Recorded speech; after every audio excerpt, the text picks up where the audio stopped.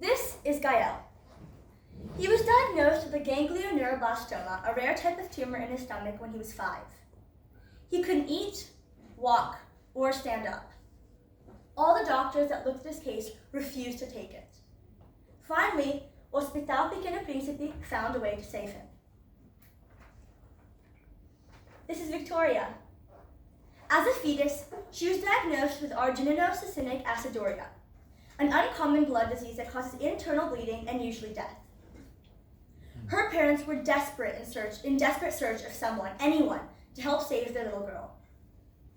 They finally found the attention she needed at Hospital Pequeno Príncipe. And this is me. I got a serious type of pneumonia when I was 6, and the only reason I'm here today is because of the brilliant care Canossa Hospital afforded me. What all these 3 kids have in common is that they wouldn't have survived without the life-saving healthcare we have available to everyone today. Or so you'd think. Because if there's one thing my research and first-hand experience over the past few months has made blatantly clear, is that most of the world doesn't even know this technology exists, much less has it accessible. Most of the world lives like this, with no opportunities, much less a chance. When I asked all of you if you believed whether children deserve a chance to live, 100% of you said yes, as you should. Yet, in 2015, 5.4 million children in Brazil under the age of 5 died. Half of them from what the WHO labeled as preventable causes, like asthma, diarrhea, even hunger. 3 million children could have survived if we invested a little more time and energy into saving them.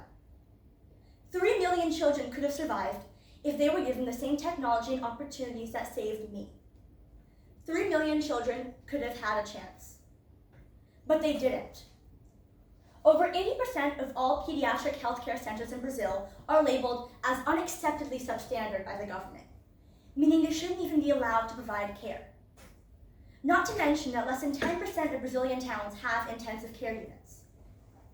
If we can't provide sufficient basic care to our most vulnerable, what does that say about the future of healthcare? About our future? And this isn't just an issue in Brazil. Since 2008, over 20% of all pediatric hospitals in America have closed, and inadequate health insurance for kids is on the rise, with 1 in 5 American children lacking proper coverage.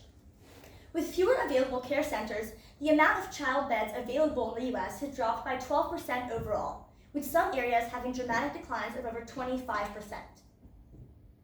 It's time for the pediatric healthcare system to have a revolution, because it won't have a future the way it's going now. So what can you do about it?